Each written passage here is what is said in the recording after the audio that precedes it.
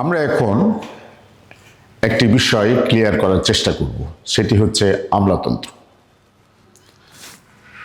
বাংলাদেশে কেরিয়ার প্রত্যাশীদের কাছে এবং সাধারণ শিক্ষিত মানুষের কাছে আমলাতন্ত্র এটা অত্যন্ত পরিচিত একটা শব্দ। আমলাতন্ত্র কি, এই বিষয়টার উপর আলোকপাত করতে চাই।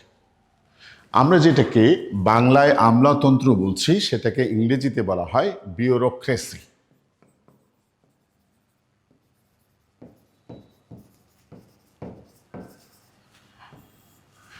কেউ কেউ ব্যুরোক্রেসি বলে, কেউ কেউ বিউরোক্রেসি বলে, যেভাবে বলেন সমস্যা নাই। আমলাতন্ত্রের ইংরেজি শব্দটা হলো বিউরোক্রেসি। বিউরোক্রেসি শব্দটা প্রথম আলোচনায়, এটা অনেকেই আলোচনা করেছেন, তবে এটার একটি সংহত আলোচনা, একটি কম্প্রিহেন্সিভ ডিসকাশন আলোচনা করেছেন তার তত্ত্বের মাধ্যমে বিশিষ্ট সমাজবিজ্ঞানী ম্যাক্স ওয়েবার। আমরা নামটা একটু লিখে রাখি, আপনারা যারা বিসিএস পরীক্ষা দিচ্ছেন তারা এই নামটার সাথেও নিশ্চয়ই পরিচিত। Max weber. ম্যাক্স ওয়েবার তিনি হচ্ছেন একজন জার্মান সমাজবিজ্ঞানী। তিনি হচ্ছেন একজন জার্মান সমাজবিজ্ঞানী। যেমন সমাজতত্ত্বের আমরা কয়েকজন জনকের পরিচয় পাই। অগাস্ট কোতের কথা আমরা জানি। একইভাবে আধুনিক সমাজবিজ্ঞানের একজন জনকের মর্যাদা পেয়েছেন তার লেখনীর মাধ্যমে, তার তথ্যের মাধ্যমে, কন্ট্রিবিউশনের মাধ্যমে। তিনি হচ্ছেন ম্যাক্স ওয়েবার, অর্থাৎ সমাজবিজ্ঞানের একজন আধুনিক জনক তিনি। আবার তাকে বলা হয় আমলাতন্ত্রেরও জনক। আমলাতন্ত্রের জনক, আমলাতন্ত্রের জনক। তাহলে ম্যাক্স ওয়েবার এই যে সমাজতাত্ত্বিক, তাকে আমরা দুইটি বিষয়ের জনক হিসেবে পাই।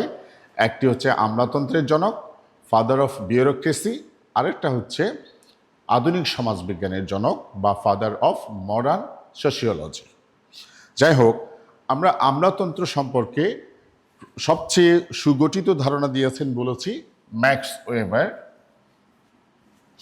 আমলাতন্ত্রে কিছু বিষয় আছে, আমলাতন্ত্রে কিছু বিষয় মাস্ট হ্যাভ টু হ্যাভ, এগুলো থাকতেই হয়। যেমন আমলাতন্ত্র হচ্ছে, প্রথমে দেখি আমলাতন্ত্র কি।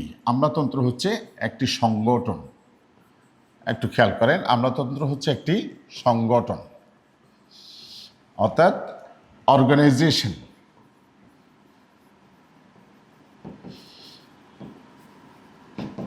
আমলাতন্ত্র হলো একটি সংগঠন বা অর্গানাইজেশন। এখানে থাকে তিনটি জিনিস। এক হচ্ছে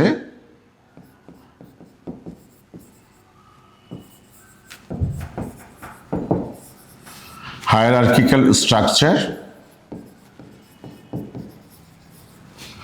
দুই নম্বরে থাকবে হচ্ছে রুলস অ্যান্ড রেগুলেশনস,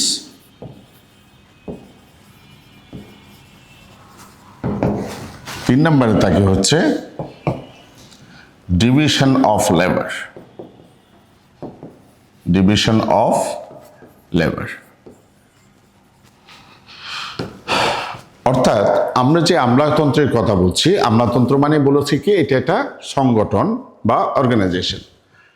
আমরা একটি আমলাতন্ত্রে বা একটি সংগঠনে আমরা তিনটা জিনিস কমন পাই। একটা হচ্ছে হায়ারার্কিক্যাল স্ট্রাকচার, অর্থাৎ উপর নিচ কাঠামো, নিচ থেকে স্তরে স্তরে সোপানে সোপানে উপরের দিকে যাওয়া, আবার উপর থেকে সোপানে সোপানে নিচের দিকে আসা।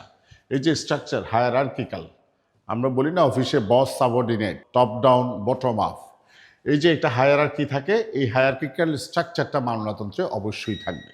আমলাতন্ত্রে দেখবেন নিচের দিকেও লোক থেকে, উপরের দিক থেকে, মধ্যখানেও লোক থাকে এবং সবাই একটা কিন্তু চেইন অফ কমান্ড মেনটেন করে চলে। দুই নম্বরে হচ্ছে এই যে আমলাতন্ত্রে যে ম্যান পাওয়ারগুলি ইউজ হবেন তারা পরিচালিত হবেন manners, that is rules and regulations. আমলাতন্ত্র একটি নীতির মাধ্যমে, নীতি বিধি এই সমস্ত এগুলোর মাধ্যমে পরিচালিত হবে। আমলাতন্ত্র কোনো সময় কিন্তু মন যা চায়, যখন যা ইচ্ছে হলো, এই ধরনের কোনো আবেগতাড়িত বিষয়ের মাধ্যমে পরিচালিত হয় না। এখানে একটা সিস্টেমেটিক রুলস অ্যান্ড রেগুলেশন সবসময় অব্যাহত থাকবে, মনে রাখবেন। এবং যারা ইনকামবেন্ট থাকবেন, যারা অফিসার্স থাকবেন, যারা সার্ভিস প্রোভাইডার থাকবেন, তারা will act as per rules and regulations. Third হচ্ছে, একটি সংগঠনে যারা থাকবেন আমলাতন্ত্রে, তারা সকলেই একই রকম কাজ করবেন না, তারা একই উদ্দেশ্যে কাজ করবেন, কিন্তু তবে তাদের কাজটা বিভক্ত থাকবে। এটাকে বলা হচ্ছে ডিভিশন অফ লেবার, শ্রেণী বিভাজন। বাংলায় এটাকে বলা হয় পদসোপান ভিত্তিক কাঠামো, হায়ারার্কিক্যাল স্ট্রাকচার। এটা হচ্ছে